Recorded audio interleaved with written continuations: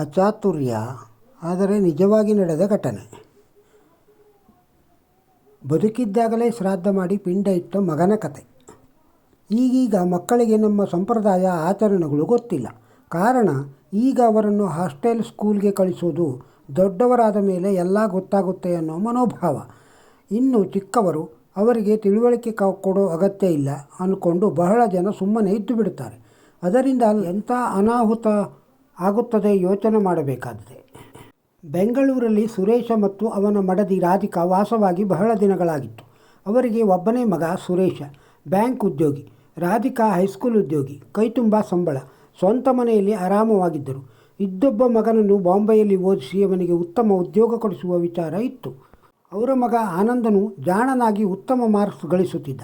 ಅವರು ಮಗನನ್ನು ದೂರ ಇಟ್ಟಿರೋದ್ರಿಂದ ಅವನಿಗೆ ಮನೆಯ ಆಚಾರ ವಿಚಾರ ಗೊತ್ತಿರಲಿಲ್ಲ. ಒಂದು ಸಲ ರಜೆಯೆಂದು ಅಪ್ಪ ಅಮ್ಮನ ಮದುವೆಯ ವಾರ್ಷಿಕೋತ್ಸವ ಎಂದು ಮನೆಗೆ ಬಂದಿದ್ದ. ಅಪ್ಪ ಅಮ್ಮನಿಗೆ ಕೆಲಸ ಜಾಸ್ತಿ ಎಂದು ಅಪ್ಪ ಅವನಿಗೆ ಅಲ್ಲೇ ಹತ್ತಿರ ಇರುವ ರಾಯರ ಮಠದಲ್ಲಿ ಯಾವುದಾದರೂ ಸೇವೆ ಮಾಡಿಸಿಕೊಂಡು ಬರಲು ಹೇಳಿ 501 ರೂಪಾಯಿಯ ಸೇವೆ ಎಂದು ಹೇಳಿ ಕಳಿಸಿದರು. ಮಗ ಅಪ್ಪನ ಗಾಡಿ ತೆಗೆದುಕೊಂಡು ಹೋಗಿ ಮಠದ ಸೇವಾ ಶುಲ್ಕ ಪಟ್ಟಿ ಅವಲೋಕಿಸಿದ. 1,000 ರೂಪಾಯಿ ರಥೋತ್ಸವ, 5,000 ರೂಪಾಯಿ ಕನಕಾಭಿಷೇಕ, ಹೀಗೆ ನೋಡುತ್ತಾ ಹೋದಾಗ ಕೆಳಗಡೆ 501 ರೂಪಾಯಿಗೆ ಚಟಕ ಶ್ರಾದ್ದ ಎಂದು ನಮೂದಿಸಿದ್ದು ಕಂಡಿತು. ಅವನಿಗೆ ಅಪ್ಪ ಹೇಳಿದ್ದು ನೆನಪು ಬಂತು. 501 ರೂಪಾಯಿಗೆ ಇರೋ ಸೇವೆ ಅಂತ. ಅದಕ್ಕೆ ಅವನು ಕೌಂಟರ್ಗೆ ಹೋಗಿ ಚಟಕ ಶ್ರಾದ್ದ ಎಂದು ಹೇಳಿ ರಿಸಿಪ್ಟ್ ಪಡೆದು ಆಚಾರ ಕರೀತಾರೆ ಅಂತ ಕಾಯುತ್ತಾ ಕುಳಿತ. ಸ್ವಲ್ಪ ಹೊತ್ತಿಗೆ ಆಚಾರರು ಕರೆದು ಅವನ ತಂದೆಯ ಶ್ರಾದ್ದ ಮಾಡಿಸಿ ಊಟ ಹಾಕಿದರು. ಆನಂದನಿಗೆ ಖುಷಿಯೋ ಖುಷಿ. ಆಚಾರರು ಎಷ್ಟು ಚೆನ್ನಾಗಿ ಮಂತ್ರ ಹೇಳಿ ಪೂಜೆ ಮಾಡಿಸಿದರು ಎಂದುಕೊಂಡು ಮನೆಗೆ ಹೊರಡಬೇಕು ಎಂದುಕೊಂಡು ಆಚಾರ್ಯರ ಹತ್ತಿರ ಹೋಗಿ, ಆಚಾರ್ಯರೇ, ಇವತ್ತು ನನ್ನ ತಂದೆ ತಾಯಿಯ ವೆಡ್ಡಿಂಗ್ ಆ್ಯನಿವರ್ಸರಿ, ಪ್ರಸಾದ ಕೊಡಿ, ಅವರಿಗೂ ಕೊಡ್ತೀನಿ ಎಂದ. ಆಚಾರ್ಯರು ಕಕ್ಕಾಬಿಕ್ಕಿಯಾಗಿ ಅವನ ಕಡೆ ನೋಡಿದರು. ಯಾಕೆ ಆಚಾರ್ಯರೇ, ಕೊಡೋಕ್ಕಾಗಲ್ವಾ ಎಂದ. ಅವರು ಕೇಳಿದರು, ನೀನು ಕಲಿತಾ ಇದ್ದೀಯಾ ಹಾಸ್ಟೆಲಲ್ಲಿ ಇರ್ತೀಯಾ ಎಂದರು. ಹೌದು ಎಂದು ಹೇಳಿದ. ಅದಕ್ಕೆ ಅವರು, ಪುಸ್ತಕದಿಂದ ಯಾವ ಜ್ಞಾನ ಪಡೀತೀಯೋ ಅದಕ್ಕೆ ಹೆಚ್ಚು ಮುಖ್ಯ ಸಾಮಾನ್ಯ ಜ್ಞಾನಪ್ಪ.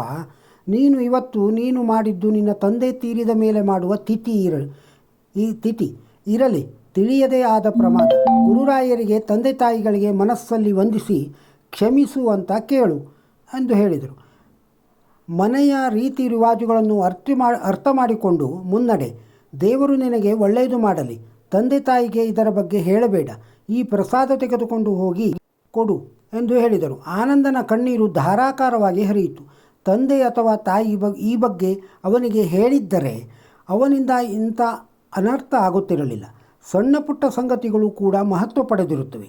ಅದಕ್ಕೆ ಮಕ್ಕಳಿಗೆ ಒಳ್ಳೆಯದು ಕೆಟ್ಟದ್ದು ಯಾವುದೇ ಇರಲಿ, ಅವರಿಗೆ ತಿಳುವಳಿಕೆ ಕೊಡೋದು ತಂದೆ ತಾಯಿಯ ಆದ್ಯ ಕರ್ತವ್ಯ. ಇನ್ನೊಂದು ವಿಚಾರ, ತಮ್ಮ ಮಕ್ಕಳನ್ನು ಅಮೇರಿಕಾ, ಆಸ್ಟ್ರೇಲಿಯಾ, ಕೆನಡಾ ಇನ್ನಿತರ ವಿದೇಶಗಳಿಗೆ ಕಳುಹಿಸಿ ಗರ್ವಪಡುವವರು ಹೆಚ್ಚಾಗಿ ಬೇರೆಯವರ ಭುಜಗಳ ಮೇಲೆ ಸ್ಮಶಾನಕ್ಕೆ ಹೋಗುತ್ತಾರೆ. ಕಹಿ ಸತ್ಯ, ಆದರೆ ಇದೇ ವಾಸ್ತವ. ಈ ವಿಡಿಯೋ ನಿಮಗೆ ಇಷ್ಟವಾಗಿದ್ದರೆ ಒಂದು ಲೈಕ್ ಕೊಡಿ, ಇದನ್ನು ಬೇರೆಯವರಿಗೂ ಶೇರ್ ಮಾಡಿ.